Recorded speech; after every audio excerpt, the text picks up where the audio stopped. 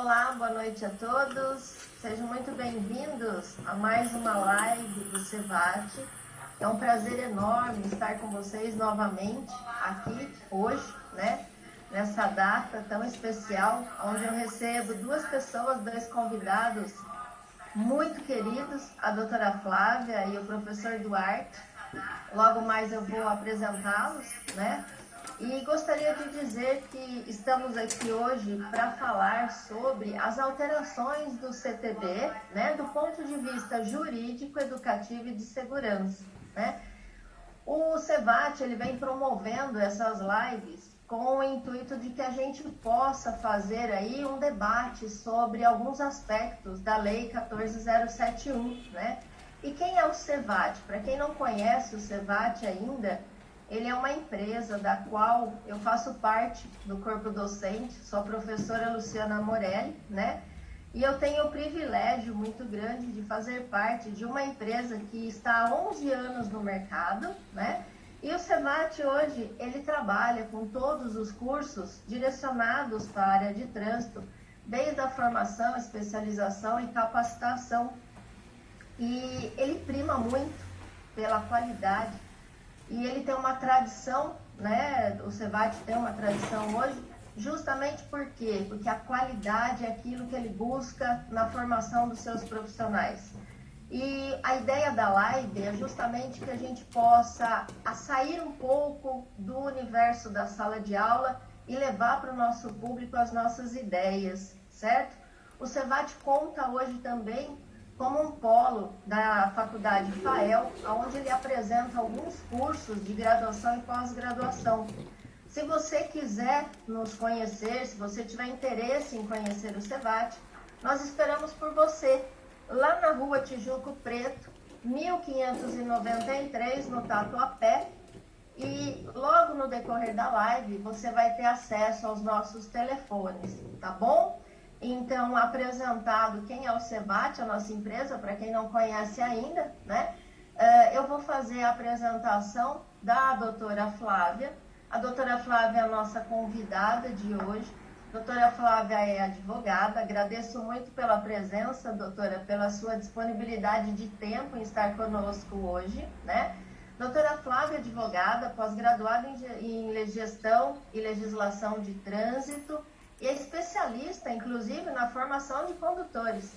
Ocupa hoje o cargo de vice-presidente da Comissão Especial de Direito do Trânsito da OAB São Paulo, com o mandato de 2019 e 2021. Muita honra estar com uma pessoa que hoje, inclusive, ocupa a Comissão de Trânsito, né, e da qual a gente hoje faz parte e luta muito dentro da sala de aula.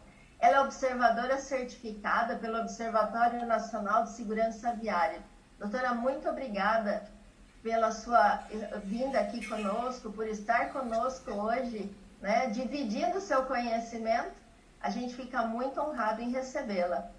Temos também o nosso convidado, meu colega especial, né, Paulo Francisco Duarte, agente de trânsito, do qual eu tenho um prazer imenso de dividir muitas vezes sala de aulas, turmas, né? Já fomos colegas como alunos, já fomos alunos e professores, né? O Duarte, nosso colega docente da nossa casa, CEVAT, é pós-graduado em Educação e Segurança de Trânsito, com 22 anos de experiência na engenharia de tráfego da maior cidade da América Latina. É uma luta imensa, né? Uma atividade que eu diria nada fácil, né? E são 22 anos de experiência, então não estamos falando com alguém que não tenha conhecimento, ok?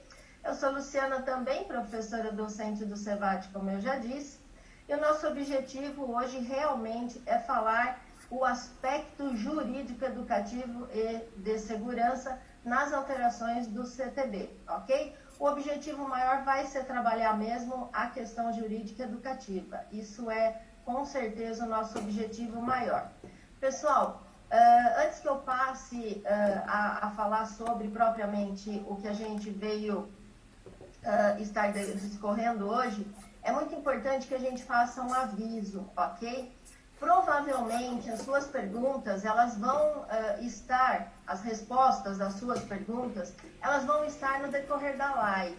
Então, às vezes, você fica ansioso fazendo a pergunta e acaba não prestando atenção no conteúdo, e a resposta talvez esteja sendo exposta no conteúdo.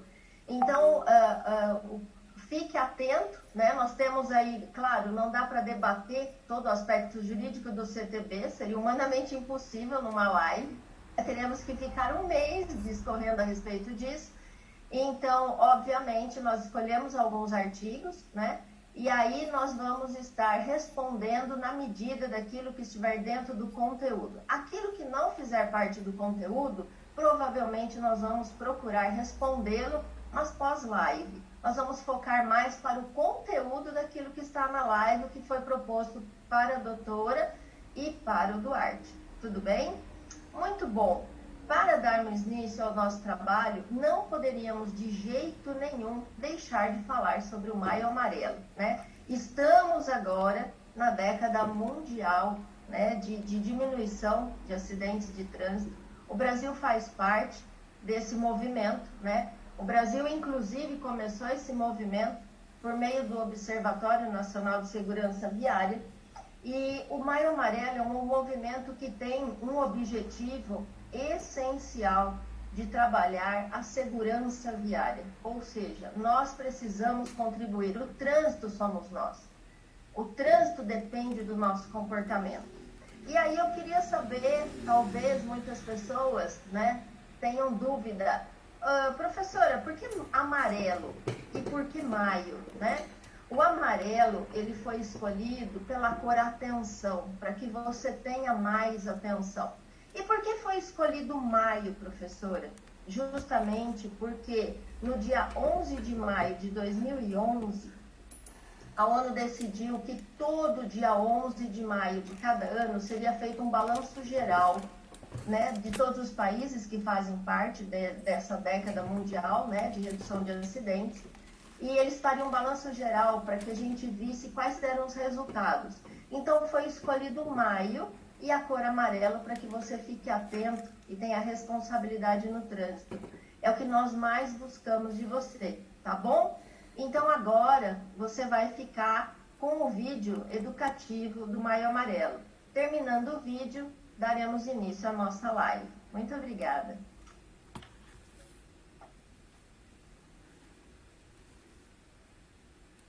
O momento exige respeito e responsabilidade, e as nossas atitudes refletem em todos que estão à nossa volta.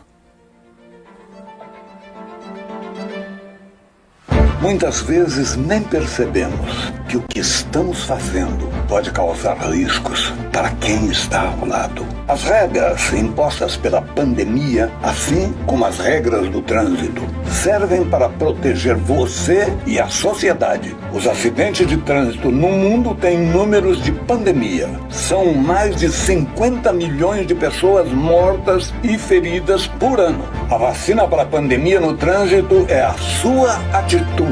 Fazer o que é certo traz paz e tranquilidade. Respeito e responsabilidade. Pratique no trânsito. Maio Amarelo 2021.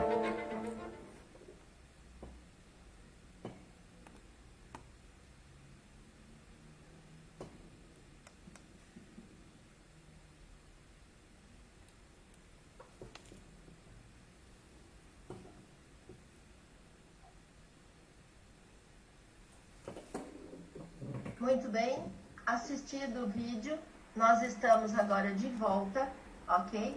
Eu passo a palavra, então, ao nosso professor e colega, Duarte. Com você, Duarte, por favor. Muito boa noite a todos. Boa noite, professora Luciana, querida colega de trabalho, colega de classe, aluna, minha professora. Tenho a honra de dividir essa live contigo. Boa noite, doutora Flávia, nossa convidada de honra.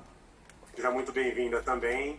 É um prazer estar com todos vocês aqui nesta noite, onde nós poderemos discutir de um ponto de vista diferente as alterações do CTB né? Não aqui enfatizando procedimentos, regras, como deve ser feito, né? Nós vamos discutir o nosso tema aqui, a aplicabilidade de todas essas alterações. Como isso vai refletir no nosso dia a dia, no dia a dia dos nossos profissionais de trânsito, do instrutor de trânsito na sua sala de aula, ao ministrar suas aulas, como ele pode aplicar, e dos condutores, como isso vai refletir no seu dia a dia, no seu trajeto. Inclusive, no ponto de vista educativo, né, ao longo do tempo, qual o resultado que isso trará em benefício ao trânsito, tá certo? Como a professora Luciana disse, alguns momentos da live podem surgir dúvidas de vocês e poderemos respondê-las até o final da live, se estiver dentro do assunto. Caso contrário, deixe suas perguntas nos comentários e nós responderemos depois. A live ficará gravada ao vivo, posteriormente estará disponível no YouTube para as pessoas que porventura não puderem assistir hoje, não tiverem disponibilidade de assistir a live até o final. Tá legal? Então, muito obrigado pela oportunidade, né? Nós vamos começar nosso assunto. Escolhemos, assim, alguns artigos. Não temos condições nem tempo hábil para falar de todos os artigos das alterações do CPB. Então, nós vamos falar de alguns específicos, onde podem surgir uma quantidade de dúvidas maior dos condutores ao longo do seu trabalho, né? E que tem um reflexo jurídico e educativo em pontos interessantes a serem discutidos. Tá, pessoal? Gostaria de falar com vocês, a princípio, sobre algumas novidades. A pandemia acelerou o processo de digitalização de muitas coisas, né? Como, por exemplo, no estado de São Paulo, o licenciamento eletrônico, a renovação da CNH totalmente à distância, sem precisar comparecer ao órgão de trânsito, a CNH digital, que está disponível a todos os cidadãos, com a sua nova CNH, com a CR Code, o CRLV digital, a teleaula, videoaula, as lives. Então, a pandemia acabou acelerando alguns processos. E na alteração do CPB, uma das novidades foi entre aspas, né, dispensa do porte obrigatório da CNH. Está no artigo 159. Será realmente que eu não preciso portar a minha CNH? Não preciso mais com a digital? E se acabar a bateria do meu celular, como é que eu faço, hein? Eu fico com essas dúvidas. Eu posso imprimir a CNH? Olha, está aqui no meio digital, mas eu não quero levar meu celular, vou levar impressa, e quando eu apresentar ao policial, ele vai ter condições de saber se é verdadeira ou falsa. Será mesmo? Então ficam-se essas dúvidas. Eu gostaria de convidar para compartilhar comigo esses questionamentos a doutora Flávia Begg, que traz aqui alguns pontos interessantes sobre isso, né? Até porque o artigo 59, no seu texto cru, ele diz assim, né? O porte será dispensado quando no momento da fiscalização for possível ter acesso ao sistema informatizado para verificar se o condutor está habilitado. O que acontece se o fiscalizador não tiver acesso ao sistema? E o condutor também não tiver acesso à sua CNH digital? Doutora Flávia, poderia nos esclarecer? Uma boa noite, seja muito bem-vinda. É um prazer estar contigo aqui. Boa noite a todos. Obrigada, Duarte, pelo convite do CEVAT. Eu que me sinto muito honrada de estar aqui com vocês, com a professora Lu, com você, que é um colega há mais de 10 anos. Começamos juntos aí nessa seara da área de trânsito, né? E eu que me sinto muito honrada, gente, de estar aqui com vocês, de compartilhar um pouco do nosso conhecimento, dessas discussões, e a gente enriquecer a noite de todo mundo, todos aprendendo juntos, né?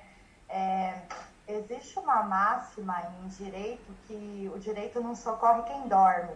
Então, assim, acho que a nossa live é mais para a gente sair um pouco fora da caixinha e não ficar na legislação nua e crua, né? Porque, na verdade, a legislação não dá para interpretar, é aquilo e acabou, concordo.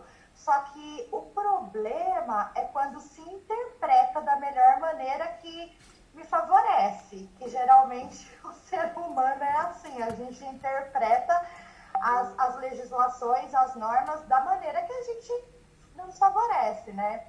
Então, eu queria só deixar bem claro aqui que meu convite pelo CEVAT, apesar da professora Lu ter falado um pouco da minha vida, né, da minha história hoje como era membro da Comissão de Trânsito, há 2 anos como vice-presidente. Eu estou aqui no convite do Cevate como Flávia, a advogada, tá? Então, assim, as minhas posições não têm nada a ver com o posicionamento da maioria da Comissão de Trânsito e nem com o Observatório.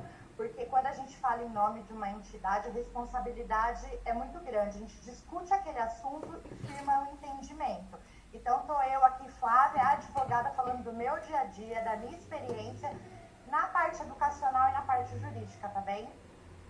Duarte, o artigo 159, a discussão, acho que foi mais acalorada aqui, foi com relação à digital, a CNH digital, ela já estava prevista desde 2017 na resolução CONTRAN 684, né? Então não foi uma novidade, é o que você falou, acelerou por conta da pandemia, né? Da gente evitar aglomeração, os órgãos de trânsito estarem fechados. Agora, o que o cidadão, o aluno, o instrutor, todos os participantes do Sistema Nacional de Trânsito, ou a gente mesmo como usuário, a gente tem que entender é que o porte ele continua sendo obrigatório, de qualquer forma, seja física ou seja de forma digital.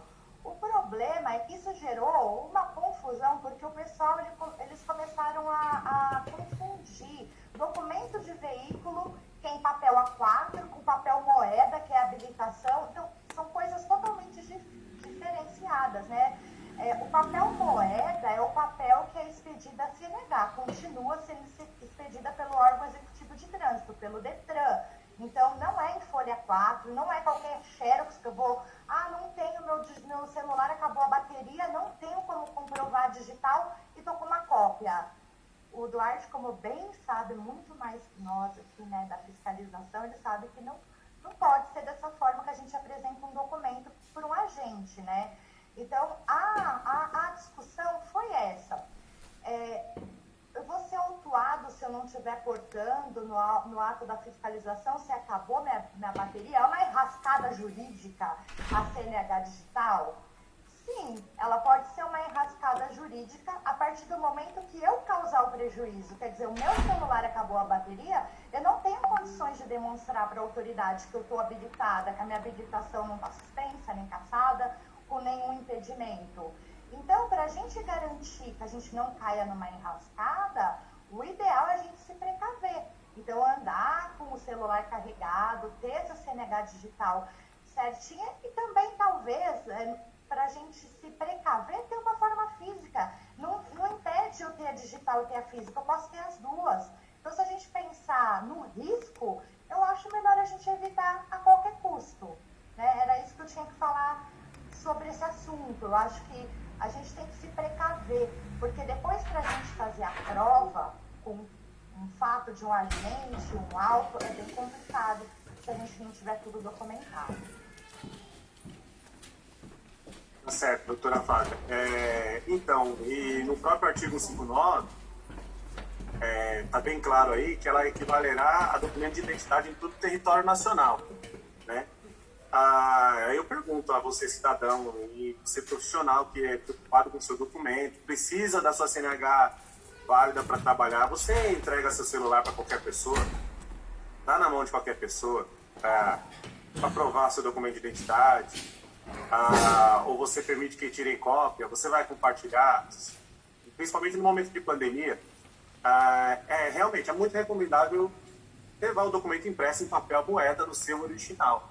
Eu recomendo sim a todos, até porque, como a doutora Flávia disse, o celular hoje em dia tem a nossa vida.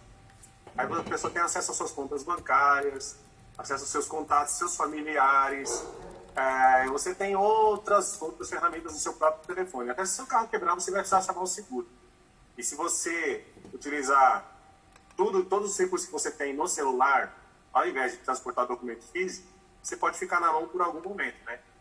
E sem contar que no momento da apresentação do documento fica muito mais fácil, né? No momento da fiscalização. Agora, o que pode acontecer? O condutor ele pode se sentir lesado se o fiscalizador, ou policial rodoviário, ou policial de trânsito dentro de uma cidade, grande ou pequena, não tiver condições de consultar o sistema. O cidadão pode questionar isso na justiça, o policial pode autuá-lo, sendo do Estado a falha. Duarte, a administração pública, ela está adscrita ao que determina a lei. Então, eu, Flávia, não acho justo que um cidadão ele seja autuado por uma ineficiência do órgão público, uma ineficiência do agente, da autoridade. Agora, o problema é o fato de uma forma, agora a prova, para a gente como cidadão comprovar isso, a partir do momento que você está com auto lá instaurado e falando que você não porta o documento, é outra história, papel aceita tudo, né? Então, eu acredito assim, pelo que eu tenho ouvido, né, da fiscalização desses órgãos, é que a orientação é que não se amplie caso não haja condições de verificar o sistema, que é o justo, né? Agora, se o cidadão for autuado e ele comprovar por vídeo, por foto, por testemunha de que a falha foi da administração, foi da autoridade ou foi do agente, essa multa tem que ser anulada, porque a falha não foi dele. Então aí a gente tem que verificar os dois lados da situação. Óbvio que sempre vai ter o exercício da ampla defesa. Agora, nós como cidadãos, a gente fica numa prova meio diabólica, né, contra um fato que está lá, um auto instaurado, uma notificação. Quer dizer, nós temos que juntar provas. É o que vai fazer determinante se a gente vai ter deferimento ou não. E defender, e jarir, CETRAN até a última instância. Agora, eu não acho justo que se autue. Eu acho que aí não estaria de acordo.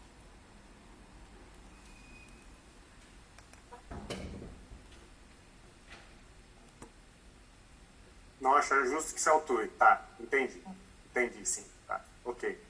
Também, em termos de achar justo, eu também não acho justo que o condutor seja penalizado por uma falha, muito embora tenha a previsão do porte obrigatório, né? Porte, apesar de que no parágrafo primeiro está bem dizendo, né, que o porte será dispensado. A palavra dispensado já diz tudo, né? É isso, ok. Doutora Flávia, muito obrigado por compartilhar esse artigo 159. Professora Luciana, eu passo a palavra para ti nesse momento.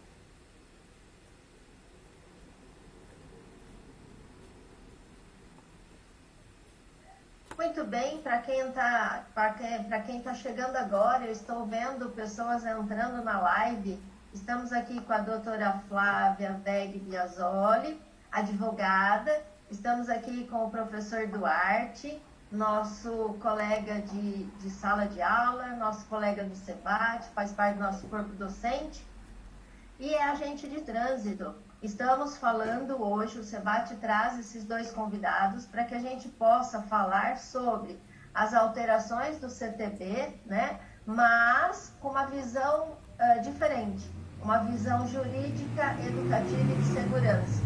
Então, estamos com esses dois convidados e surgiu uma questão, recebi uma questão aqui, não precisa ser respondida agora, tá bom? Mas acho um ponto importante para a gente deixar aí observado o seguinte, se a pessoa não tem a obrigação do porte obrigatório, ela tem a CNH digital, ok? E essa CNH, essa infração que ela comete, gera a ela o recolhimento da CNH. Ele não tem ela física, ele tem ela no celular, ele tem a CNH digital. Esse recolhimento, ele é virtual, ele é físico? Surgiu essa pergunta, eu achei importante a gente deixar aqui, tá? Para que a gente possa dar esse retorno à pessoa que fez a pergunta, tá bom? Não Dando dá sequência. o celular, né, professora Lu? Hoje não dá para se aprender o celular e falar, tá aqui, igual a carteira física. Então vai ter que ser sistêmico. Vai ter que ser sistêmico. Ok. Sim, então, isso vai gera um outro conflito, né? Permita a minha palavra. Ele não está de porte da carteira física. No sistema vai ser incluída uma informação no RENASH, do recolhimento virtual da CNH, porém ele estará de posse da carteira física, né? E isso está, assim, alguns conflitos futuramente, né? Se caso o condutor está de posse da carteira física, sem a digital, e se o agente não consultar o sistema no momento da fiscalização, para todos os efeitos está regular. Então, quer dizer que nós podemos ter um problema futuro decorrente, né, dele não apresentar a CNH física, apresentar só a digital, e posteriormente ele acaba tendo a CNH. E nós sabemos que hoje, infelizmente, algumas pessoas podem usar desse malefício, né, para benefício, porque quer queira, quer não, que o agente de trânsito possa fazer a fiscalização. E essa inclusão do registro vai estar no RENASH dele, concorda?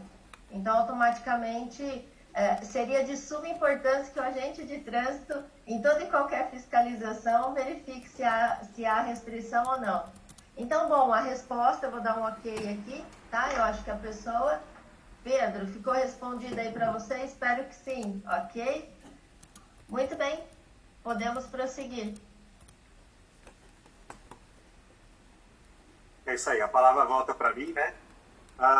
Um outro artigo que nós achamos interessante, uma alteração trazida pela Lei 14.071, foi quanto aos procedimentos de instauração de processo de suspensão da CNH.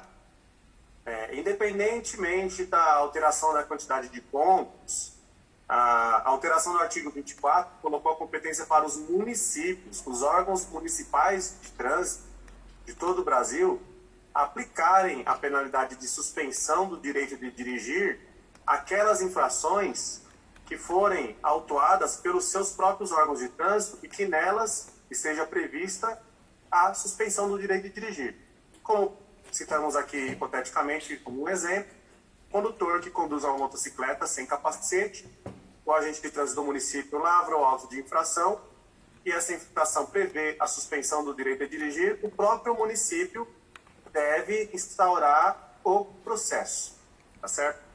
Bom, a resolução, a CONTRAN trouxe alguns procedimentos quanto à instauração dos processos, né? E lá na resolução, que me falhou o número aqui agora, que está aqui na minha tela aqui para vocês, eu já falo para vocês já, ela traz um procedimento de instauração do processo de suspensão concomitantemente com o processo da penalidade de multa, caso seja o proprietário do veículo no mesmo processo, a multa junto com a suspensão. E caso o proprietário indique outro condutor, o processo segue concomitantemente. Fica o meu questionamento aqui, e como do ponto de vista educativo, pode ser válido sim que o condutor tenha a sua penalidade imposta com mais rapidez e pelo órgão de trânsito da sua região, da tua área, né? E aí estou imaginando uma cidade como São Paulo, cidade com 12 milhões e 500 mil habitantes aproximadamente, com quase 9 milhões de veículos. E com um órgão de trânsito consolidado, que já tem mais de 40 anos de existência. Imagina um município pequeno, que acabou de se municipalizar, permita-me dizer, da cidade da professora Luciana, Cordeirópolis, que tem lá a sua meia dúzia de funcionários que mal têm condições de receber as indicações de condutor. Demora para processar, muitos acabam não sendo processados, tendo decurso de prazo. E como é que esses municípios farão todos esses processos?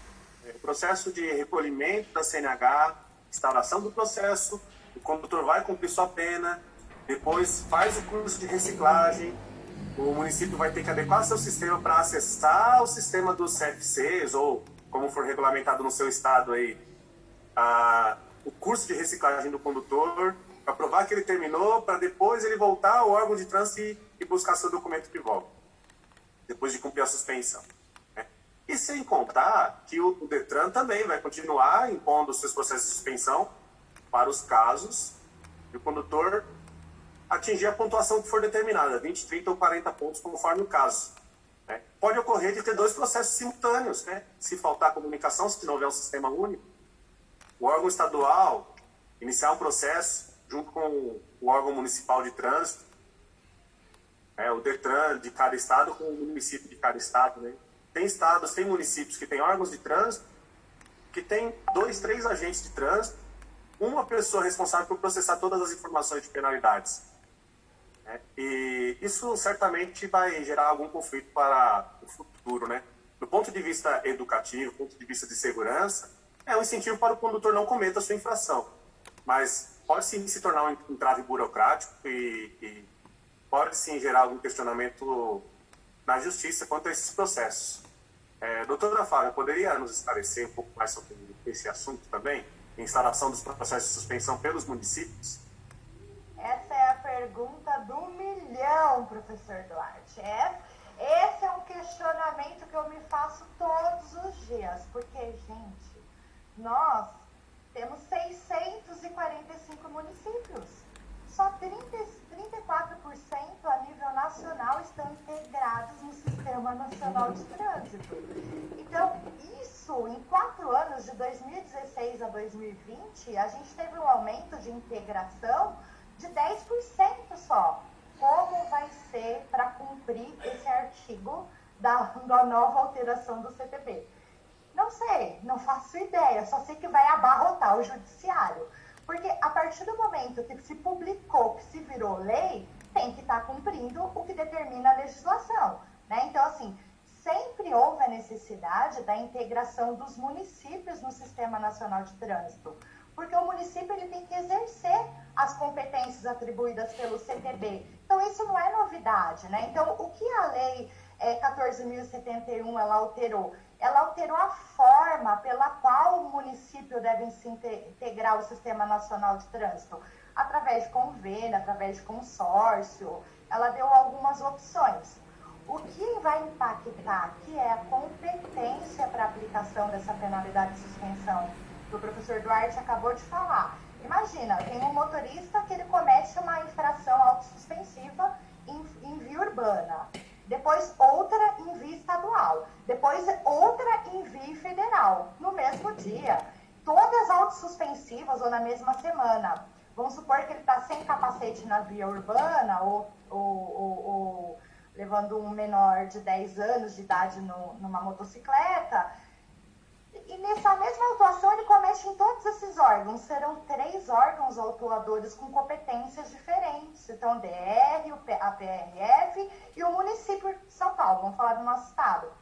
Então, como vai fazer? Ele vai ter 3 processos, um em cada órgão? Como vai ser a pena? Vai acumular? Vai ser uma pena só? Não sei. Não tenho resposta para esse questionamento, professor Duarte, infelizmente. Não vai haver 2 fases independentes, igual estávamos acostumados, né? Uma fase de autuação, defesa da multa, recurso ao jari da multa e recurso ao CETRAN da multa. E depois a fase processual. Então nós vamos ter 3 fases, onde vai se discutir tudo, a autuação e a penalidade. Então, como bem o professor Duarte explicou, se o infrator for o mesmo proprietário, é tudo um processo só, uma defesa só com relação a tudo. O problema é se o seu proprietário, o infrator, é um segundo. E aí nós vamos ter 2 polos ali. Então, nós temos que ter 2 exercícios de defesa, 2 exercícios de recurso. Então, aí nós temos 2 polos nesse processo.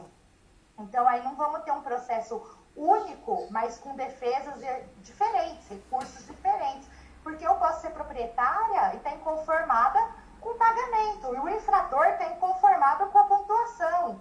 Então, isso vai ser bem complicado. Eu acho que esse é um artigo que vai abarrotar, sim, o judiciário, porque a partir de 12 de abril não está acontecendo isso, porque todos os prazos estão suspensos novamente, a gente continua numa pandemia e nós não temos nem expectativa de quando isso vai iniciar. Essa semana nós tivemos uma reunião com a Prefeitura, com o DST, e eles estão pedindo informações também para o DENATRAN de como vai funcionar isso, se vai prorrogar, porque os órgãos também não estão estruturados para iniciar já dessa forma, né? O estado de São Paulo é um país dentro do país, é bem complicado. Então, assim, essa é a pergunta do milhão, não sei responder, professor Duarte. Eu espero que funcione bem, mas se não funcionar, a gente tem o judiciário para ajudar, né? É isso aí. Imagina, a cidade de São Paulo, como já falamos, a maior cidade da América Latina, não tem condições de fazê-lo. Imagine um município menor, né? Imagina. Tem um comentário aqui do espectador da live que o condutor não pode ser punido 2 vezes pela mesma falta. Realmente. Mas já é previsto que as infrações autossuspensivas não implicarão a soma de pontuação. Então, não implicarão. Então, o grande problema é que ele pode ser punido em um dia, por exemplo, hipoteticamente no dia 5, pelo município, e no dia 6 ele cometer uma infração e somar os pontos. E o processo estadual correr mais rápido que o processo municipal e ter uma penalidade maior, né? Então ele pode questionar na justiça que ele tem direito à penalidade que foi aplicada no dia anterior e suspender todo aquele processo estadual que estava correndo concomitantemente com o processo municipal. Está correto o meu raciocínio? Sim, eu entendo. Em que pese a alteração do CTB, ainda falta alguns esclarecimentos nesse sentido procedimental. Porque, assim, não cabe essa discussão nesse momento, já está vigorando, só que quem nos fornece a licença para conduzir é o órgão executivo de trânsito. É ele que tem toda a nossa informação, todo o nosso histórico de condutor. Então, como vai ser essa interface entre os demais órgãos? Pode haver esse conflito, pode haver um condutor se sentindo lesado, querendo discutir esse assunto, achando que um instaurou primeiro. A gente pode estar sujeito a tudo. Eu acredito que enquanto não houver um procedimento a ser seguido, enquanto tudo não tiver informatizado, vai ser muito complicado, porque hoje a gente já tem esse tipo de problema sem ter essa competência exclusiva entre estados, né? O Indetran de estados, de um processo no Paraná, um em São Paulo, em Minas.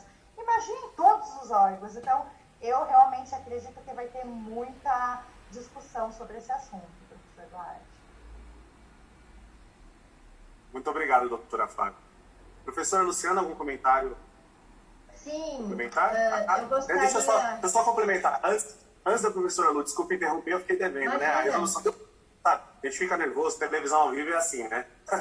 A resolução 844 alterou a resolução 723, que trouxe os procedimentos sobre suspensão e cassação da CNH. Para quem quiser anotar, 824 alterou a resolução 723. Muito obrigado, professor Luciana. Pois não. Dando seguimento à nossa live, queria novamente agradecer aqueles que estão aqui, professor Adelmo, professor Ruiz, professor Alexandre, a nossa colega de trabalho Adriana, professor Tiago, nosso aluno, os nossos alunos, né? Léo Ferrari, Rosângela, Pamela Mello, Eliana Silva, Edilson Oliveira, Fernando Fernandes, Adriana, Val Bonfim.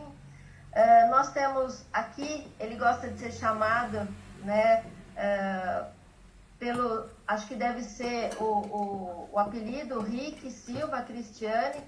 Muito obrigada, né? O Gilene, que está fazendo o curso conosco.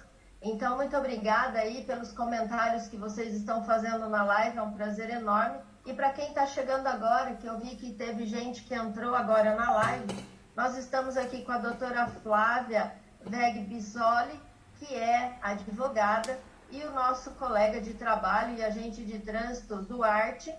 E nós estamos aqui falando sobre as alterações do CTB, mas com um ponto de vista jurídico, educativo e de segurança. Tanto que você deve estar estranhando, porque nós não estamos lendo o CTB, nós estamos discutindo a consequência, né, dessa questão. E uma coisa que a doutora Flávia falou, e o Duarte, eu acho que é muito legal pontuar, e que a gente fique atento a isso, a legislação escrita é uma coisa, e colocá-la em prática é um mundo bem diferente, né?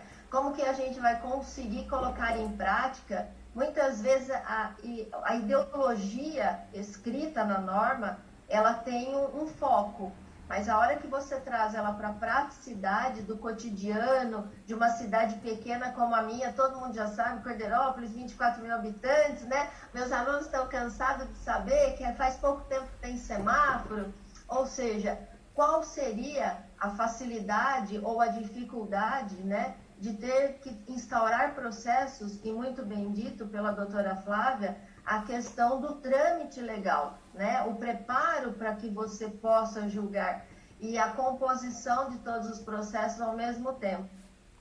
Uma pergunta que surgiu aqui, acho que dá para a gente responder agora. senão a gente deixa mais para o final, achei importante porque é pertinente ao tema, é o seguinte: se, por exemplo, essa pessoa é autuada, né, vai gerar pontuação para o sistema dela. Quem alimenta o sistema? Por exemplo, no município, o agente de trânsito de Cordeirópolis autuou a Luciana, tá certo?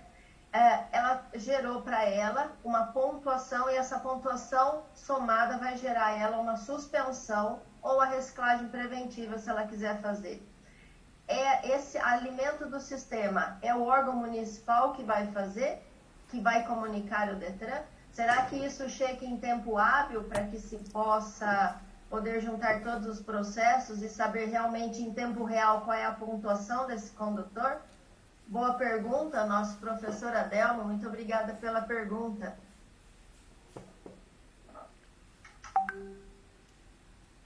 Bom, hoje nos municípios que estão integrados ao Sistema Nacional de Trânsito, as infrações são incluídas no RENAINF. E, através do RENAINF, a pontuação vai ser atribuída ao prontuário do condutor, independentemente de qual estado ele esteja inscrito, o condutor ou o proprietário, né, do veículo, conforme o caso. O questionamento é justamente se existirá um sistema similar ao RENAINF para comunicar os processos de suspensão. Esse que está no limbo. Como a doutora Flávia disse, é a pergunta do milhão, né? A questão da pontuação, independentemente de qual órgão que autue, o órgão que é integrado ao Sistema Nacional de Trânsito tem acesso ao RENAINF. Aliás, demorou muito tempo para ser criado o RENAINF, né? Relembrando o processo histórico aqui, muitas pessoas tinham seus veículos registrados em outros estados, cometiam infrações à vontade e não eram efetivamente punidas pelo sistema. Eram autuadas pelos agentes fiscalizadores. Quando era prevista uma medida administrativa, sim, existia medida administrativa, existia punição. Mas o processo de cobrança das multas antes do RENAINF era praticamente impossível. Agora sim, através do RENAINF, as informações são disseminadas e vão para o RENASH dos condutores. É isso, professora Luciana. Obrigado pela pergunta aí do espectador Abel.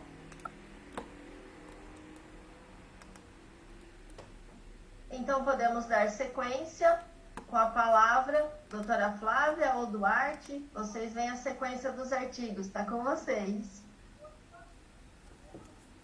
Isso, então vamos lá, vamos seguir para o próximo artigo, aí, que é muito interessante.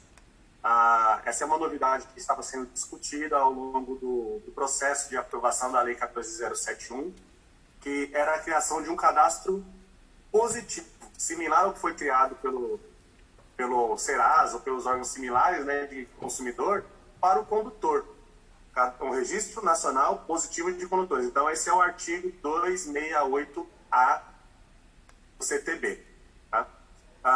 Sobre o artigo 268A, a finalidade dele é cadastrar os condutores que não tenham cometido infrações nos últimos 12 meses, visando alguns benefícios que ainda devem ser regulamentados, a maneira como serão concedidos e quais benefícios serão concedidos. Né?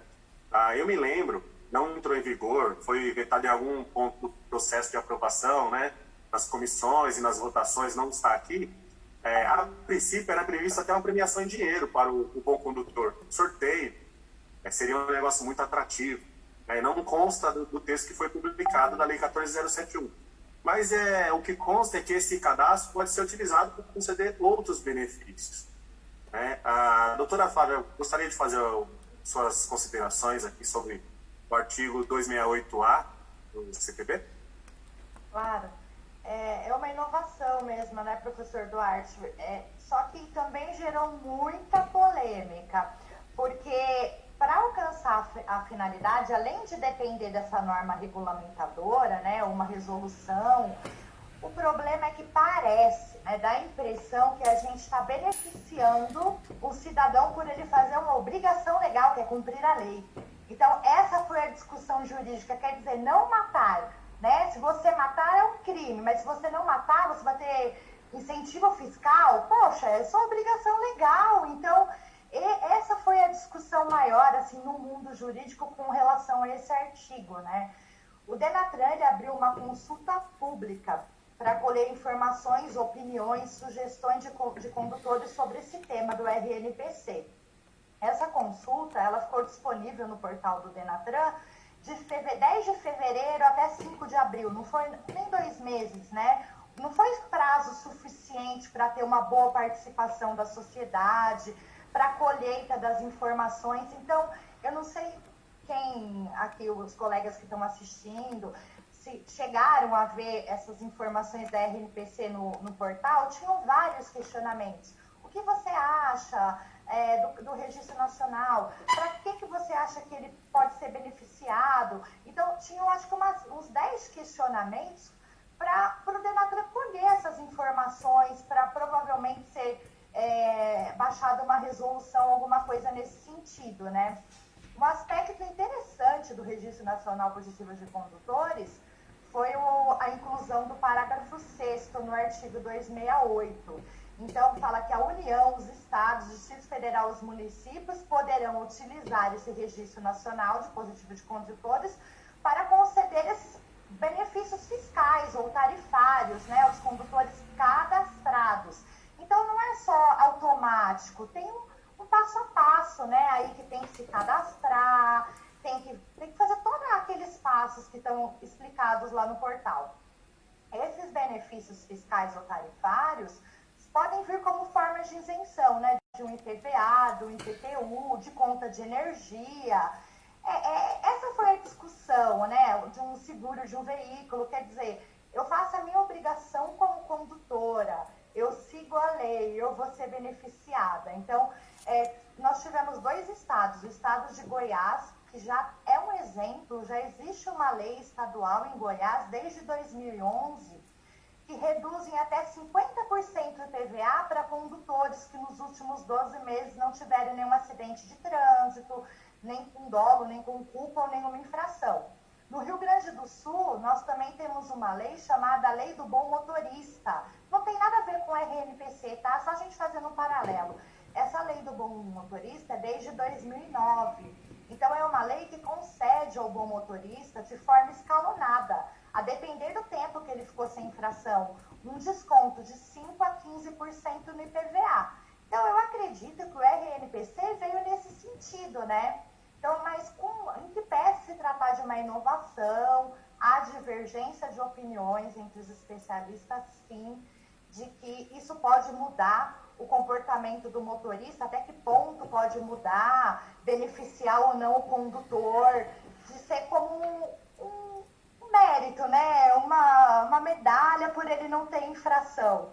Então, o questionamento foi nesse sentido. Mas não deixa de ser uma inovação, né? Tem a carteira de habilitação dourada para o não infrator, né? Então, e tem um outro interessante, como foi citado pela doutora Flávia, o parágrafo 6º, né? É uma palavra que nos perseguiu durante muitos anos, desde a implementação do CPB. Poderão, na época, sobre advertência por escrito. Então, ficou sempre subjetivo que os órgãos poderão, não ficou como uma obrigação. Então, assim, ao meu entender, é uma letra morta, porque se o Estado e o município ele já têm acesso a esse cadastro. Se o condutor é do seu Estado ou seu município, né? O Detran já tem para conceder alguns benefícios, né? A palavra poderão vai da boa vontade, do bom político que tiver no local. Assim como aconteceu com a advertência por escrito, que agora, sim, o texto teve uma melhora. Mas esse poderão ainda dá muito pano para a manga, não é? Não é um poder-dever, né? Uma coisa é um poder-dever, uma coisa é um discricionário. E esse discricionário é o entendimento, né? Então, é bem complicado mesmo. Bem complicado. É isso aí. Um aluno me perguntou em uma das minhas aulas se a empresa ao qual ele trabalha poderia ter acesso a esse cadastro ou a um histórico desse cadastro, né? Ainda não tem a regulamentação, mas o parágrafo 5º diz que a consulta ao RNPC é garantida a todos os cidadãos nos termos da regulamentação. Lógico que não cabemos aqui dizer como vai ser implementado, porque ainda não tem, mas diz aqui que pode ser utilizado pela União, estados e municípios, mas não fala nada sobre pessoas jurídicas, pessoas físicas, empresas de transporte, etc. Não é? Outro questionamento importante, né? Porque a partir do momento que nós aderirmos a isso, a gente tem que ver que forma vão ser utilizados esses dados, né? Até que ponto isso vai ser utilizado. Igual a gente falou disso, você comentou do score do Serasa. Hoje, o Serasa ou os outros órgãos utilizam o nosso score para tudo. Se isso for utilizado também em trânsito para admitir, né, um profissional na área ou demitir, até que ponto isso é legal, até que ponto não é, até que ponto você está invadindo, né, a privacidade com informações de uma pessoa. Isso tem que ser bem observado, professor Duarte. Eu, como advogado, falo que nada pode ser assim. Olha, tá público. Não, isso respeita as informações de um prontuário de condutor, é uma informação pessoal, né? O órgão de trânsito, ele não pode sair divulgando para todo mundo quantos pontos eu tenho, se eu tenho processo, se eu tenho suspenso, se eu estou cassada. Então, é bem complicado o impacto disso tudo também, né? Para quem está dentro da lei, tá tudo ok, ótimo, e para quem não tá? A gente tem que pensar do outro lado também, né? Parece até uma contradição, né? Aumenta o limite de pontos e cria um registro para o bom condutor que fizer o que nada mais é do que a sua obrigação também, né? É isso aí. Obrigado, doutora Flávia. Obrigado aí pelas considerações. Professora Luciana, eu devolvo a palavra a ti. Muito obrigado. Muito bem. Para quem nos ouve agora, gostaria de agradecer a presença do nosso coordenador pedagógico, o professor Alexandre, da nossa coordenadora de curso, a professora Silvia, a professora Miriam, nossa colega de trabalho, o professor Leonardo Malavaz está aqui conosco, e o nosso querido amigo, proprietário do Cevat também, professor Gleison. Agradecer. Vocês vão dizer assim, mas o Gleison e a Silvia não são professores, não são instrutores. Eu digo que eles são professores sim, porque eles dão uma aula de coordenação, de paciência, né? De uma inteligência emocional muito grande. Eu acho que todo mundo que lida com a educação, de alguma forma, acaba sendo um professor. Agradecer a presença do professor Eduardo Febrai, que está sempre aí acompanhando as nossas lives. A todos os demais, muito obrigada pela presença. Doutora Flávia Bissoli, nosso amigo Duarte, eles estão aqui hoje falando sobre as alterações do CTB de ponto de vista jurídico, educativo e de segurança. Então, é uma visão um pouco diferenciada, ou seja, as consequências jurídicas da vinda, né, da alteração do CTB com a Lei 14.071. Uma coisa é a gente ter o texto de lei e uma coisa é a gente colocar isso em prática, haja vista que nós temos a esfera administrativa e temos a esfera judiciária. Então, automaticamente, o que não se resolve no administrativo vai se buscar o judiciário.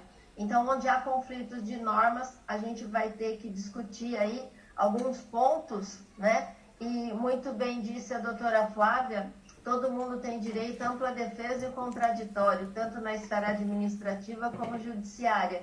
Então, existem alguns pontos da lei que acabam sendo controversos no aspecto de que você tem acesso, inclusive, não só no administrativo, e eu sempre costumo dizer isso, acabou a esfera administrativa, não acabou o seu direito de buscar aquilo que lhe pertence. Não é em busca da mentira, mas é em busca do fato real. Então, você tem algo para arguir, é verdade, e você merece ser atendido, aí você tem que buscar a esfera judiciária, porque no administrativo você não foi atendido.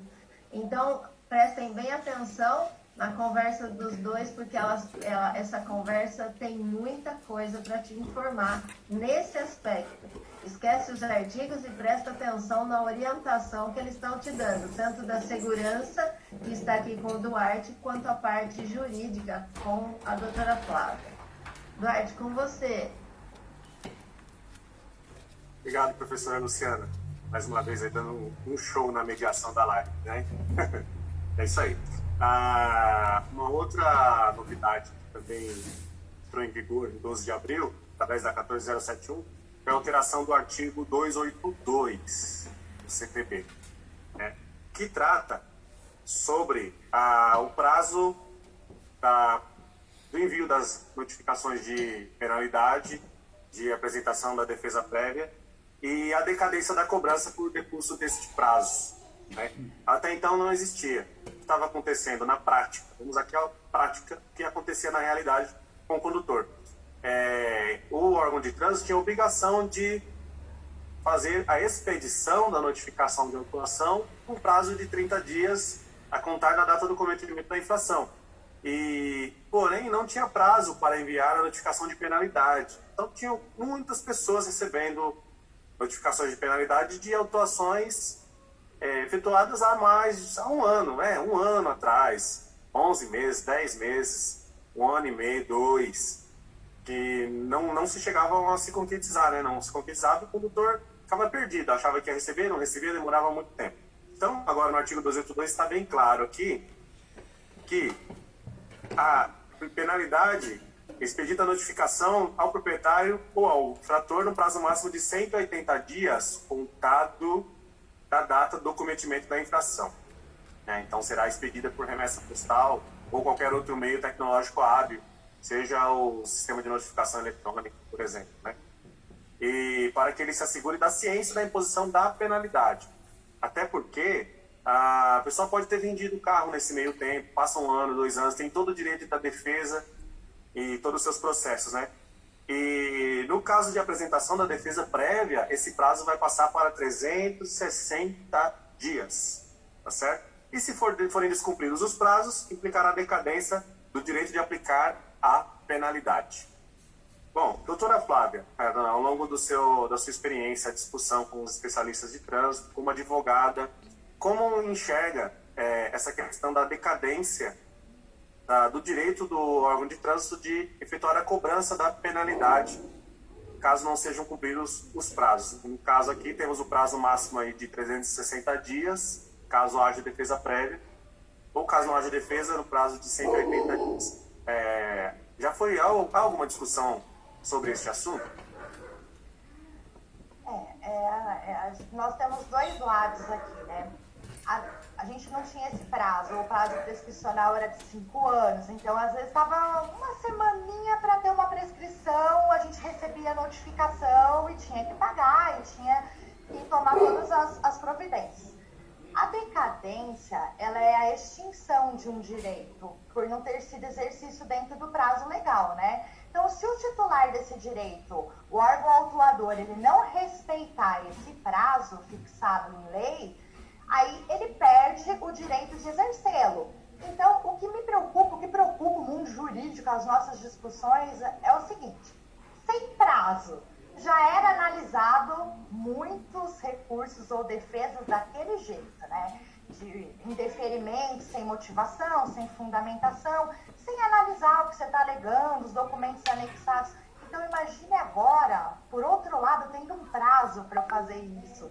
Então, é esse o fato que no mundo jurídico nós ficamos mais preocupados. O fato de agora serem analisadas de forma mais genérica ainda, sabe? Sem conclusão, ainda mais nesse momento de pandemia, com todos esses meses de interrupções e suspensões de prazo, né? Então, sem a gente receber notificação, com deficiência, com teletrabalho, com toda essa problemática que a pandemia tem trazido para nós, então causa uma insegurança jurídica, sim, de agora o órgão ter que cumprir um prazo e julgar de qualquer maneira para estar cumprindo dentro do prazo. Olha, formalmente eu fiz o meu papel, eu cumpri a lei, eu fiz dentro dos 180 dos 360 dias. Ótimo, fez, mas de que forma? Dentro dos ditames legais, dentro da Constituição, dentro da norma do processo administrativo? É isso que o tempo vai nos dizer, né, professor Duarte, professora Luciano? Vamos ver como vão vir essas decisões, como vão ser, e a gente vai pegar isso como parâmetro para ver se esse prazo determinado facilitou a nossa vida, melhorou ou vai piorar, né? Então a gente ainda não tem um parâmetro para saber como vai ficar isso, mas que é uma insegurança para os operadores de direito, é uma insegurança, professor Duarte. Pois é, né? É uma insegurança. Ainda mais que todos os órgãos de trânsito já deveriam ter aderido ao sistema de notificação eletrônica, os proprietários, muito embora os prazos estejam interrompidos em quase todo o Brasil, né? Vale lembrar que quase todo o Brasil está com prazos interrompidos.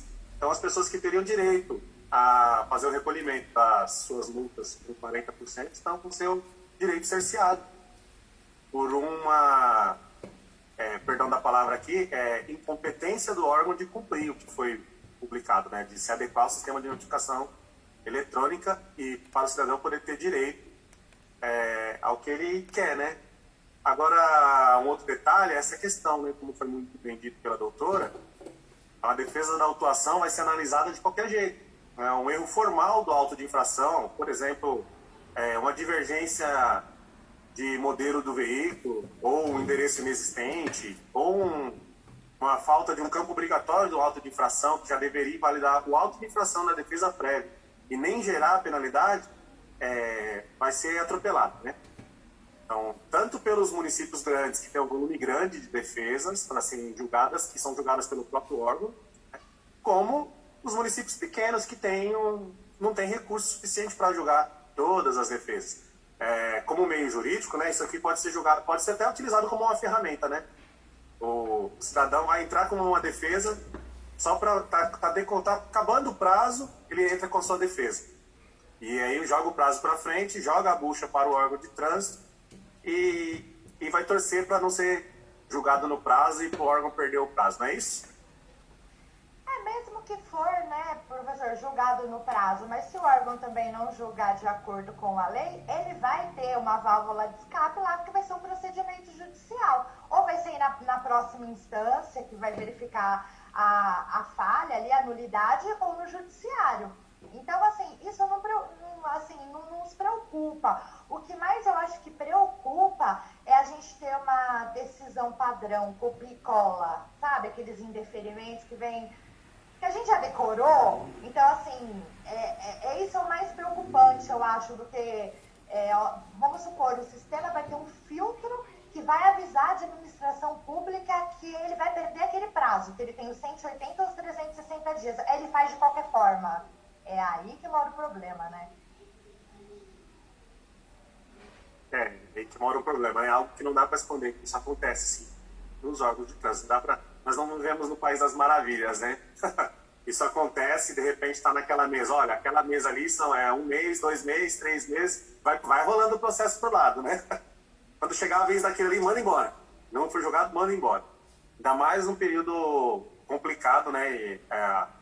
Todos os órgãos tiveram baixas de pessoas, até mesmo por falecimentos e pelas restrições orçamentárias, não tem mais admissão de pessoal, concurso público, etc.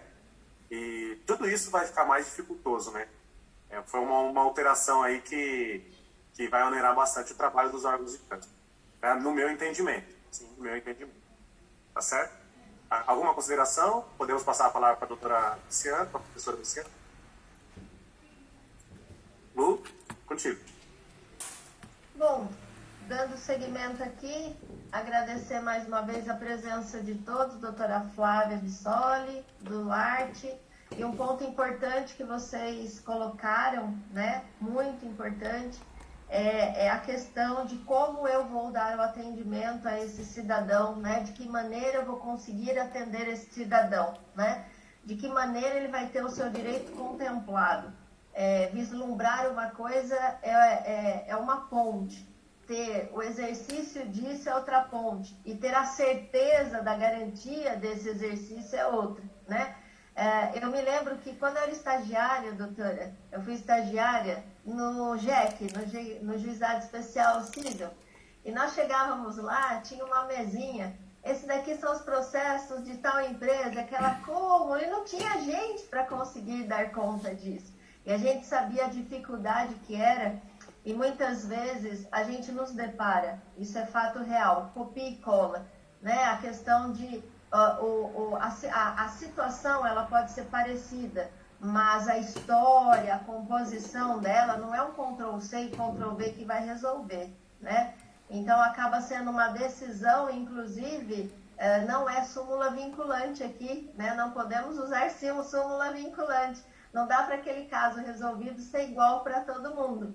cada caso tem um contexto. E como será que eles vão atuar nessa particularidade, né? Não dá para pegar um modelinho e falar, ó, todo mundo que for esse artigo aqui, você mete esse negocinho aqui, ó. Você copia e cola e faz isso. Isso vai gerar com que a pessoa não tenha efetivamente o seu direito atendido, né? É mais ou menos isso que eu entendi. Então, a sequência do processo acaba ficando de uma maneira que não atenda, talvez, de forma dentro do prazo legal, até usando a palavra do nosso amigo Duarte, às vezes até pela incompetência, talvez, de ter um planejamento, né? Nós estamos num processo pandêmico, tem coisas que deveriam vir ao tempo correto. Nem sempre isso a gente decide, né? Infelizmente, estamos num país que tem alguns problemas em relação entre a vigência da lei e a prática dela. A gente acaba vendo que a própria lei 14.071 foram 180 dias de vacatio legis. O que aconteceu? 180 dias depois, vamos correr, vamos fazer, né? E aí ainda a gente está correndo atrás do prejuízo, né? A gente está na maratona suando para tentar, nesses 180 dias, poucas coisas foram resolvidas. Então, aqui não surgiu nenhuma pergunta. Agradecimento a todos aqueles que estão participando da live. É um prazer enorme estar com todos vocês aqui, ok? Duarte, com você. Muito obrigado, professora Luciana. Muito obrigado pelo esclarecimento aí, pela tua opinião. Vamos trazer também um outro assunto agora. Nós escolhemos falar sobre esse artigo, mas vamos falar de uma maneira diferente. Tá? Vamos falar sobre o exame toxicológico. Gerou muita polêmica, mas muita polêmica. E ainda gera muitas dúvidas entre os profissionais e os não profissionais. Tem que fazer ou não tem que fazer? E aí, mas é eficaz ou não é eficaz? E agora? Eu rebaixo minha categoria, logo tiro EAE? Então, esses questionamentos do toxicológico estão levando muita gente à loucura, né? Mas eu vou trazer aqui primeiro um histórico sobre isso, para as pessoas começarem a enxergar essa alteração de um modo diferente. Né? Na verdade, o que a 14.071 trouxe foi a criação de uma punição, de uma penalidade. Vou citar como um exemplo aqui o Código de Trânsito Brasileiro em vigor, que entrou em vigor em 1998, por exemplo. Ele já trouxe a obrigação do motociclista conduzir sua motocicleta utilizando um capacete regulamentado. Em 98 estava em vigor, mas não existiu regulamentação do capacete até o ano de 2006, quando tem a resolução 203. Então, 8 anos para sair uma regulamentação e uma punição para quem não usasse capacete regulamentado. Quanto à cadeirinha, por exemplo, em 2008 houve a regulamentação do assento dispositivo de retenção. Então, 10 anos depois da entrada em vigor do CTB. E o toxicológico não foi diferente. Então, levou um tempo para ser criada uma penalidade pela não execução do exame. O que aconteceu é que já existia a obrigatoriedade da realização do exame em 2 anos e meio, e essa obrigatoriedade passou a ser efetivamente, passará, né, na verdade, a ser punida para quem não cumprir. Mas por que existe o toxicológico? Eu vou trazer um histórico que não começou numa discussão de trânsito, o exame toxicológico. Então, tenho aqui na tela a Lei 12.619 de 2012.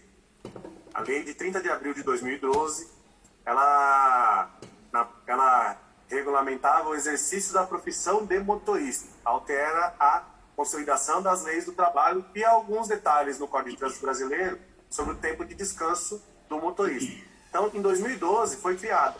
O grande questionamento, a grande dúvida, é que esta lei trazia como motorista profissional aquele cuja condução exigia formação profissional e que exercia atividade mediante vínculo empregatício. Então, essa lei praticamente excluía os condutores autônomos, aqueles que eram donos do seu próprio negócio, que tinham seu caminhão e pegavam frete para levar.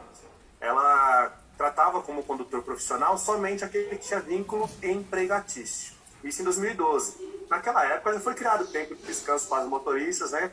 E ela trazia, assim, alguns direitos ao motorista profissional, como um exemplo, né, o acesso gratuito aos treinamentos do Sistema S e assim por diante. Tem alguns outros direitos e tem alguns deveres também, como o cumprimento do tempo de descanso do motorista. Ainda em 2012, aqui no histórico, essa lei é de 30 de abril de 2012. 1 de agosto de 2012 foi publicado um projeto de lei pelo deputado Jerônimo Jorgen, do PP do Rio Grande do Sul, para alterar essa lei. E incluindo, entre outros pontos, o argumento dele é que era difícil da empresa cumprir o que estava lá, e ao longo da tramitação desse projeto de lei, foram apensos outros projetos que já estavam em vigor. E isso deu origem à Lei 13.103 de 2015, que traz o primeiro ao seu artigo dizendo que é livre o exercício da profissão de motorista profissional e que todos os motoristas automotores cuja condução exige formação profissional e que exerce as profissões das seguintes atividades: condutor de transporte rodoviário de passageiros e transporte rodoviário de cargas. Tá certo? Porém, ela incluiu sim os condutores autônomos, só que não tem como cobrar do condutor autônomo como era cobrado da pessoa jurídica. Então, as empresas têm a obrigação de, na admissão do motorista profissional, na demissão e a cada 2 anos e meio, de realizar o exame toxicológico no seu funcionário, no seu motorista. E o autônomo, como cobrar isso dele? O único modo foi incluir no Código de Trânsito Brasileiro.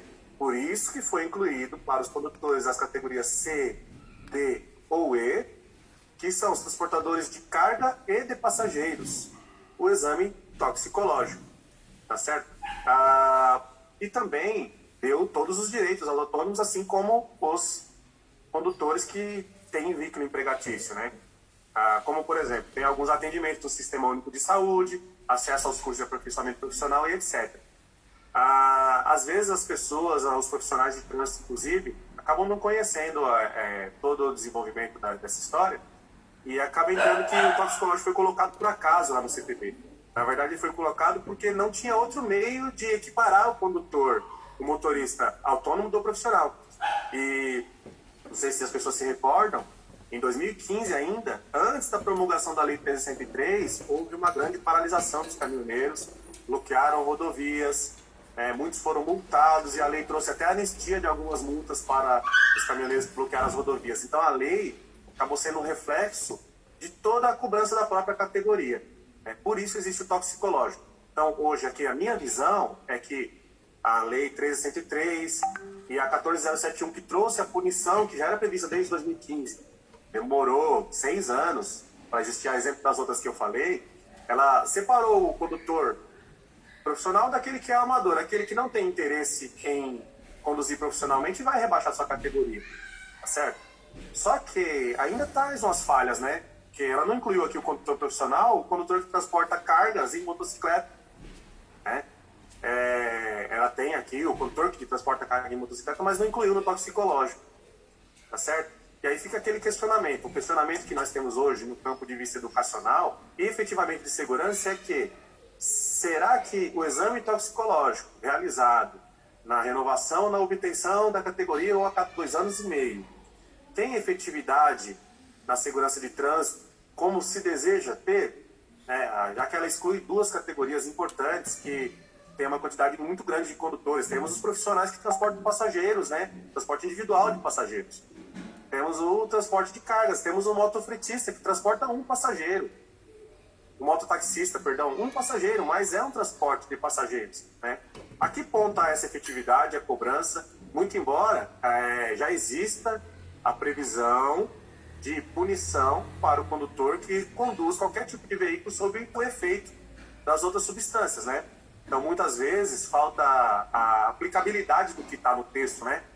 Se aplicar tudo que está no texto, não precisa criar mais texto. Se realmente fosse fiscalizada o uso de drogas, por exemplo, como o drogômetro, né, no transporte, na rodovia, etc., será que realmente precisaria fazer o exame toxicológico tanto nas empresas, na admissão ou na demissão do funcionário, quanto na renovação, obtenção da CNH? Será? Bom, doutora Flávia, eu gostaria das suas considerações, do ponto de vista jurídico, dessas questões do exame toxicológico e da efetividade. Ok? Professor Duarte, é mais uma pergunta do milhão essa sua, do exame toxicológico. Ele só me pôs em cilada hoje, viu, professora Luz? Tá vendo, né? Ele só me faz pergunta bem saia justa isso, né? Não dá para entender a partir do momento que, desde 2012, fazendo essa retrospectiva no PL 3627 de 2019, de autoria do nosso próprio presidente, ele tirou o exame, não tinha, suspendeu o exame toxicológico, quer dizer, não tinha mais nada, ó, simplificou o procedimento, tirou a burocracia, o exame é caro, não tem que ter mais. E aí entrou como uma legislação, uma punição, né? Quer dizer, modificou totalmente o PL. Então, tem algumas coisas que é meio sem sentido, né? Fica pra gente, assim, parecendo que existem outros interesses escusos à segurança viária. Primeiro, o interesse era de se evitar os acidentes e tal. Aí teve o Duarte bem falou, o drogômetro. Mas também tem o artigo 65A, que já existe o etilômetro, que era muito fácil ter um aparelhinho, sem gastar, sem burocracia, sem nada.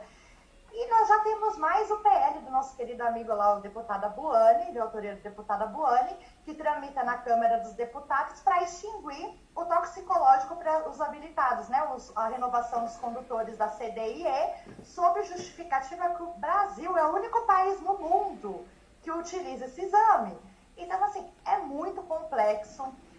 Não sou especialista em exame toxicológico, então, para discutir esse assunto, acho que a gente teria que ir um pouco mais a fundo, mas ao menos, assim, é estranho, né?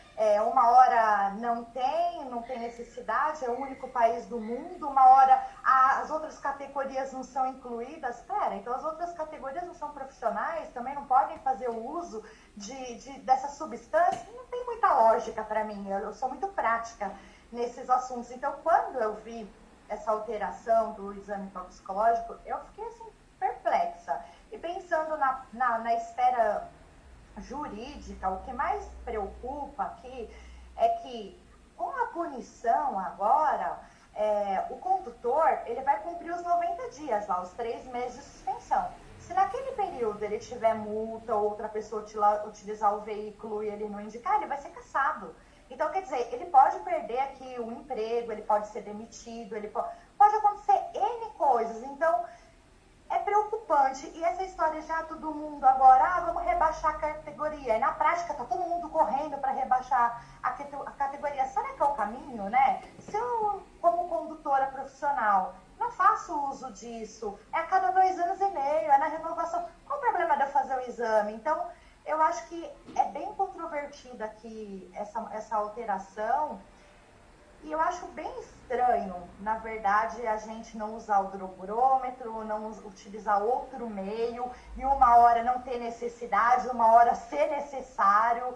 Então, é esquisito, assim, até acho que a questionamento judicial nesse sentido, eu acho que vai ser também um fato novo, inovador, porque a partir do momento que essas punições começarem a aparecer no mundo jurídico, nós vamos entender de que forma o judiciário vai entender isso, o impacto disso numa habilitação de um profissional do trânsito. Então é tudo muito novo ainda. É uma oportunidade, eu acho, da gente reaver aí a eficácia do exame, o custo, né? O Denatran homologar logo esse drogômetro. Agora, acho que nos 2 próximos anos, eles colocaram o drogômetro como uma forma, um assunto a ser pauta para discutir esse assunto. Eu acho que é urgente. Isso é uma coisa que tem que ser para ontem. O órgão de trânsito tem que caminhar. Não adianta só ler. A gente tem que ter sentido para as coisas, sabe? E, sinceramente, essa é uma pergunta, esse foi um artigo que eu não vejo muito sentido. Não vejo sentido. Acho muito controvertido. É isso aí, né? Então, mas eu compartilho da mesma opinião, porém, eu faço uma ressalva aqui. O drogômetro, ele é mais um equipamento. E eu vou comparar na prática, eu vivencio isso na prática, tendo acidentes de trânsito. Recentemente aconteceu comigo, um condutor atingiu a traseira da viatura que eu estava no passageiro, E a viatura era grande, com um caminhonete, ele arrastou a picape 15 metros à frente, estava parado no semáforo, bêbado. As viaturas todas que vieram atender a ocorrência não tinham etilômetro, não tinham. E o drogômetro não será diferente. Eu acho que existir a lei é legal, mas acho que falta aplicabilidade mesmo, em tudo. Como nós falamos aqui, né? Se existisse a aplicabilidade do 65, do 65A, não precisaria existir no exame toxicológico. Esse é o raciocínio. Já seria efetivo. Agora, se regulamentar o drogômetro, tem que ter efetivamente o drogômetro na mão dos agentes fiscalizadores. Porque é lá na ponta que a coisa acontece.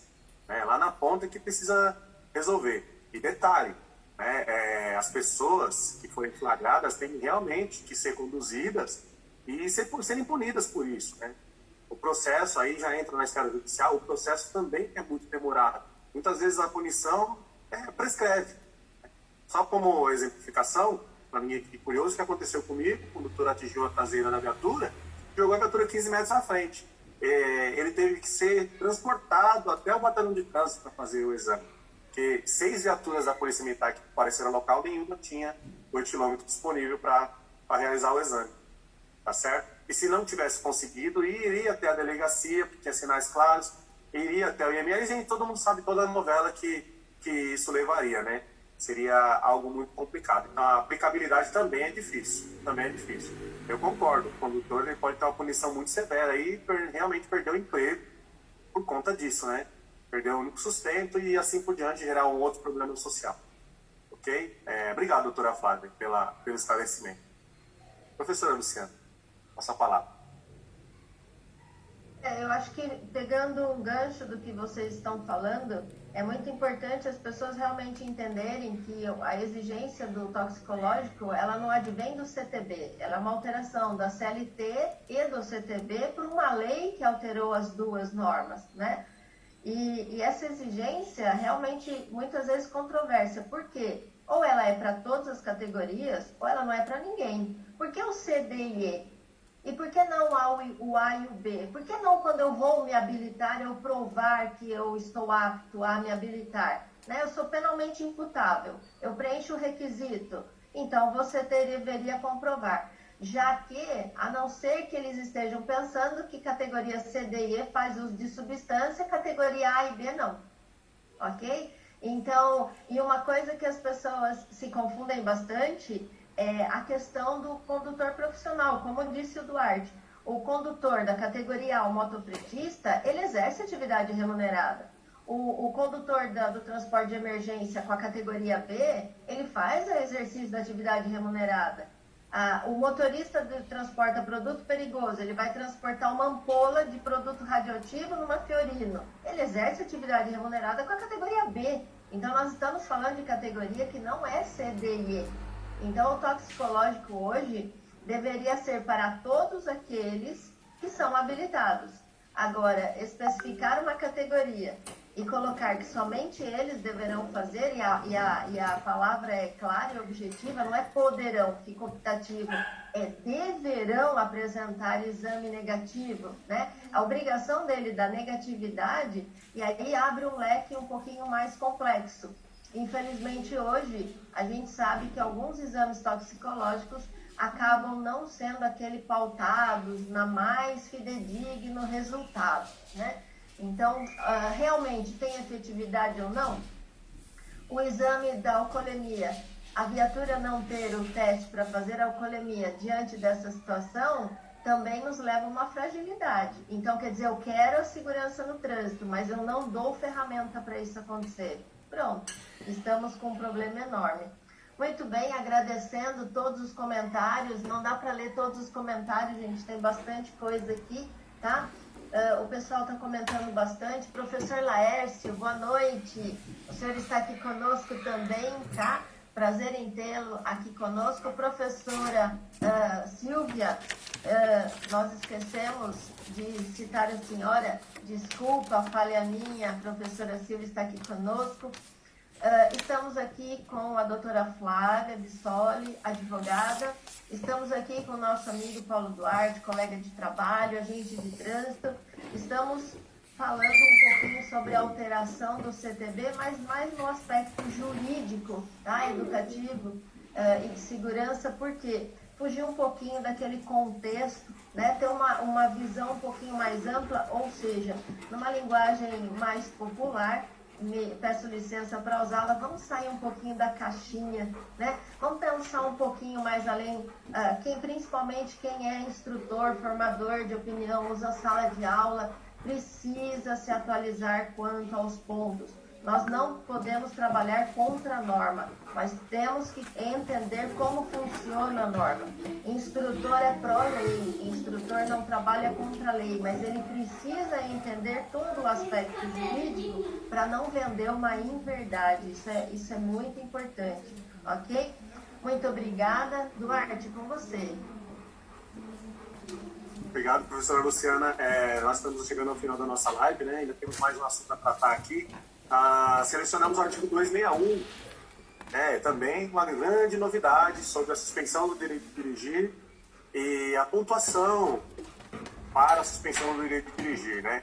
Então, sendo bem breve aqui, que ela será imposta, a princípio, em alguns casos, e sobre os casos da pontuação especificamente, 20 pontos para quem tiver cometido 2 ou mais infrações gravíssimas, 30 pontos para quem tiver cometido uma infração gravíssima, e 40 pontos para quem não tiver cometido infrações gravíssimas. E no caso do condutor que exerce atividade remunerada, tem o direito de realizar o curso preventivo de reciclagem quando atingir entre 30 e 39 pontos. Eu vou fazer minhas considerações aqui, que existe uma pegadinha aí para o condutor que achar que está levando vantagem em cometer 40 pontos, né? 40 pontos. Condutor com exerce atividade remunerada. Chega lá aos 39 pontos, faz o curso preventivo de reciclagem, volta para o zero, tem direito a cometer mais 39 pontos em 12 meses. Né? 78 pontos em 12 meses. Vale lembrar que dentre esses 78 pontos, não são só os pontos e a habilitação que estão em jogo. Também tem financeiro, 79 pontos. Cabem 7 infrações gravíssimas aí no meio. Se forem multiplicadas por 3 ou por 5, imagine o valor financeiro que esse condutor profissional terá que desembolsar do seu trabalho, fruto do seu trabalho, para compensar, né, o valor em multas que ele recebeu, em infrações que ele cometeu, né? Mas fica só como dica, né, no ponto de vista educacional, que os condutores não caiam nessa pegadinha, evitem ao máximo cometer infrações de trânsito e precisar exercer. Porém, se acontecer de chegar nesse ponto, tem todos os seus direitos previstos aí. Cabe ressaltar que o condutor que tem EAR, não tem muita gente, inclusive instrutores de trânsito, pensando em tirar o EAR por conta do toxicológico. Eu não vou entrar no mérito aqui agora da obrigatoriedade ou não, mas quem tem o EAR só é suspenso quando atingir 40 pontos ou cometer uma infração autosuspensiva, tá certo? Então é 20, 30 ou 40, para quem tem EAR, 40 pontos. Doutora Flávia, não é tanto a pergunta do milhão assim, né? O condutor que nesse meio tempo, que é entre a alteração da lei, tem infrações cometidas antes da nova lei e depois da nova lei, ele pode ser beneficiado mesmo nas infrações que cometeu antes da aplicação da nova lei? A lei pode retroagir para beneficiá-lo com os 40 pontos? A palavra é toda sua, doutora Flávia. Infelizmente, a gente pensar como educador, sim, né? Porque a lei retroage para beneficiar o réu, né? Então, foi no mesmo sentido que aconteceu aqui no estado de São Paulo, em Santa Catarina, parece que também o CETRAN já não parecer nesse sentido. Então, o que acontece? Esse princípio da retroatividade da lei mais benéfica, ela também foi emprestada como uma jurisprudência, um caso análogo para o direito administrativo. Então, inicialmente, a questão é a gente ver o tempo. Se nós temos X pontos, mas ainda não instaurou um processo, um procedimento, ainda não tenho pena, eu já entro direto na legislação nova.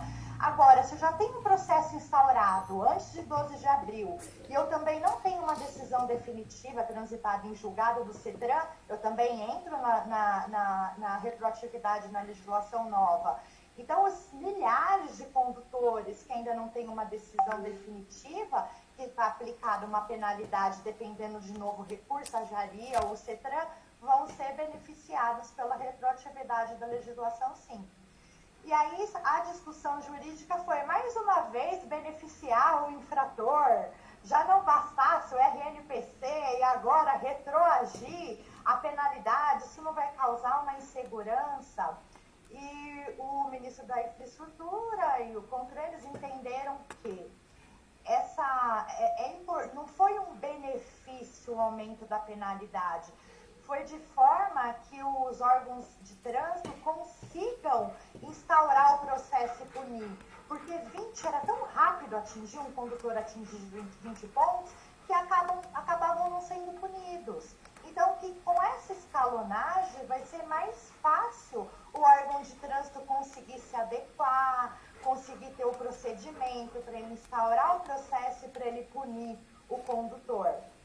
Agora, é mais uma pergunta que a gente não sabe qual vai ser o desenrolar disso lá na frente, porque esse índice daqui para frente nós vamos ter que estar de olho, acho que em estatística, né? Não só de estatística de instauração de processo, mas no número de mortes e acidentes de trânsito, para ver se isso não foi um salvo-conduto vai ser impune, né? Não vai ter nenhum problema, quer dizer, eu estou te dando 20, 30 ou 40 pontos, ou 78 pontos, né, para o caso do motorista profissional, e isso pode incentivar a infrações, pode incentivar mais processos e essa insegurança viária.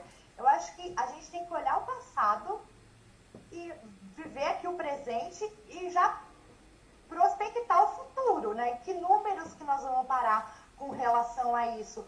Porque esses números, eles demoram para chegar até nós, cidadãos, né? Até para a gente saber o impacto disso. Às vezes, daqui 4 anos, nós vamos saber, olha, lá em 2021, nós tivemos um índice de... Demora, a estatística no Brasil é uma coisa complicada. Preocupa, assim, se a gente pensar na segurança, se a gente pensar no cidadão, de pensar que agora ele pode cometer porque ele tem mais pontuação. Não foi esse o intuito da lei, do legislador, não foi esse o intuito também, eu acho que de ninguém na hora que entendeu que foi esse aumento. Só que isso pode ser um tiro no pé, né, professor Duarte? Essa retroatividade também pode ser um tiro no pé, porque a partir do momento que vários condutores vão receber notificação, olha, no estado de São Paulo, entendeu-se, o CETRAN acho que se posicionou nesse sentido, que eles vão ser notificados. Processo deferido, conforme a lei tal, cancelado, pontuação baixada, processo arquivado. Então, dependendo do cidadão, isso pode gerar uma sensação de impunidade. Mas direito é direito, né? A lei tem que retroagir para beneficiar no crime. Por que ela não vai retroagir para beneficiar no administrativo? Eu acho que é um direito do cidadão, né? É isso aí, né? Então, e não é só o condutor aqui, nós estamos falando de alguns meses atrás, né? Tem condutor que está com o processo para ser instaurado há anos, né? E o processo ainda não foi instaurado. E ele vai ser beneficiado, né?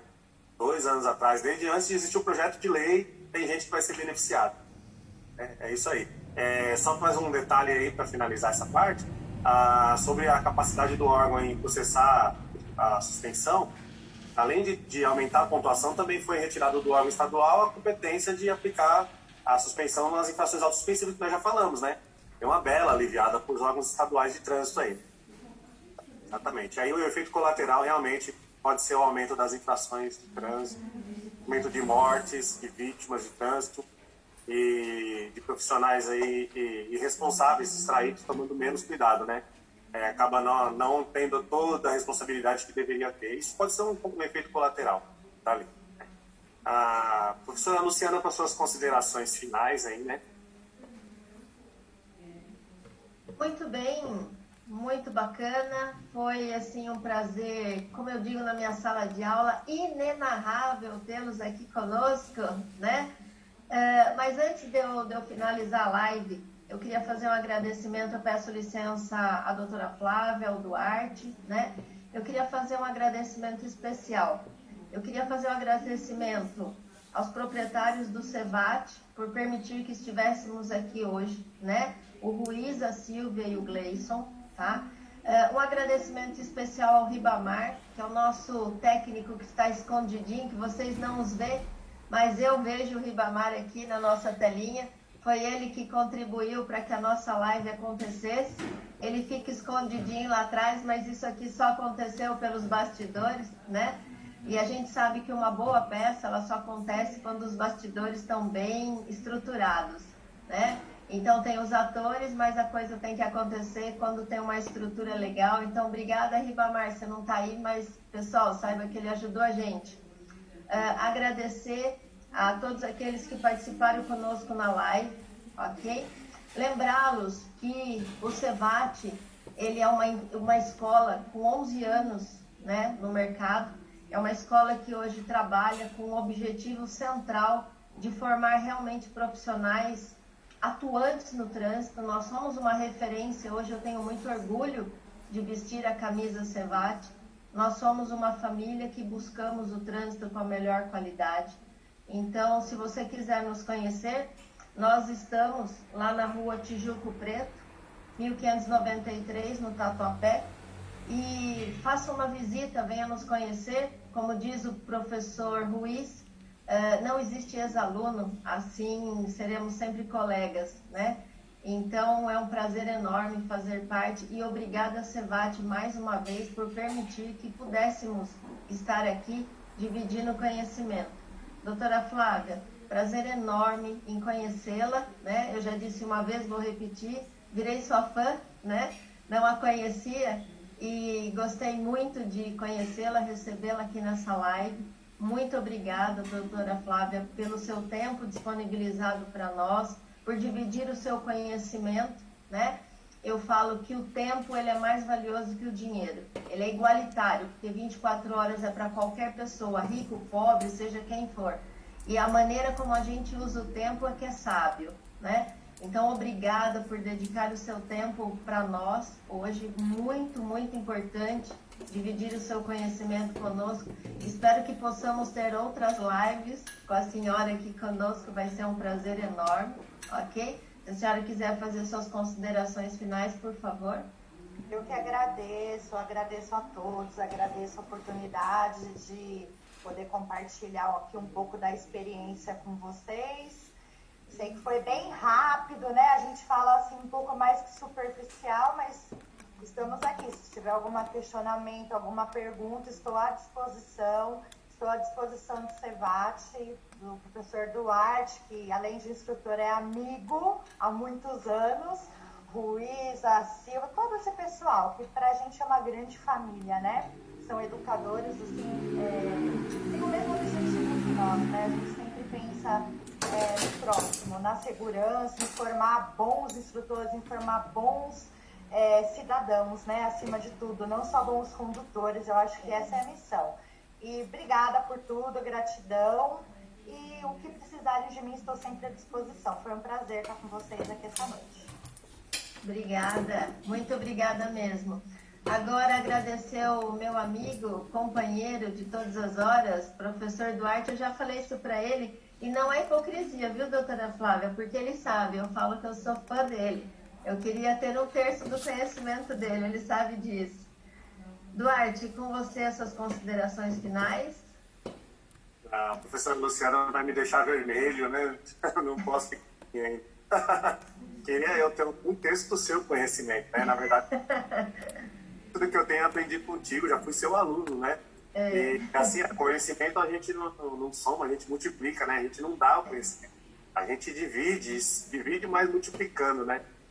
Eu queria agradecer também aqui ao Ruiz, professor Ruiz, Cleison, Ana Silvia, professores do CEVAT, todos os espectadores que estiveram na nossa live, a doutora Flávia, por dedicar um pouquinho do seu tempo aí, né?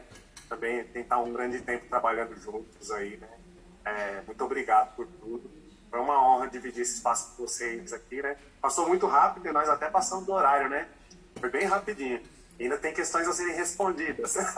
Né? Então, do mais, eu estou à disposição também do CEVAT, com a professora Luciana, o professor Ruiz, está na rua de Tijuco Preto, podem procurar a escola. Tiverem mais algum questionamento, podem deixar nos comentários, a gente vai responder ao longo do tempo, ao longo da semana. Se a gente não tiver resposta, a gente coloca que não tem a resposta, até afinal não temos respostas para tudo. Como disse a doutora Flávia, tem perguntas que são perguntas do milhão, né? E ninguém tem respostas, né? Então, muito obrigado. Espero vocês também na próxima live. A gente ainda não tem a definição, mas eu tenho uma leve ideia do que seja, de quem seja. Vai ser um espetáculo também. Obrigado por tudo. Então, eu vou te contar um segredo, meu querido. Nós temos já uma programação, né, da próxima live. Nós vamos ter uma live próxima agora. Estamos confirmando, então, é com o professor Laércio, né, e com o professor Figueiredo. Eles vão falar sobre os novos desafios para as juntas administrativas de recurso de infração com a vinda da Lei 14.071. Então, hoje eles trabalham, né, são da JAR e do DER, então eles vão olhar o aspecto, né, nessa questão, os novos desafios para JARes hoje em relação a 14.071. Então, a semana que vem, na quinta-feira, né, estaremos, dia 27/5, e o nosso mediador será o nosso professor Ellison, nosso querido companheiro e amigo Ellison será o mediador. Então, eu desejo a eles uma excelente live, desejo a vocês aí um excelente final de semana, ok? E que a gente possa realmente fazer um trânsito melhor. E que a gente não precise mais de nenhum mês, mas a gente precise de 365 dias fazendo a diferença. Afinal de contas, o trânsito somos nós, né? E ele reflete os princípios e os valores que a gente tem. Então, muito obrigada mesmo para que todos aqui, que estiveram aqui conosco, muito obrigada pela presença de todos os ouvintes, aqueles que estiveram assistindo a live, os comentários. Vamos procurar fazer o possível de responder as questões, ok? Muito obrigada e até uma próxima vez. Obrigada, doutora Riba, Duarte. Obrigada a todos. Tchau. Tchau.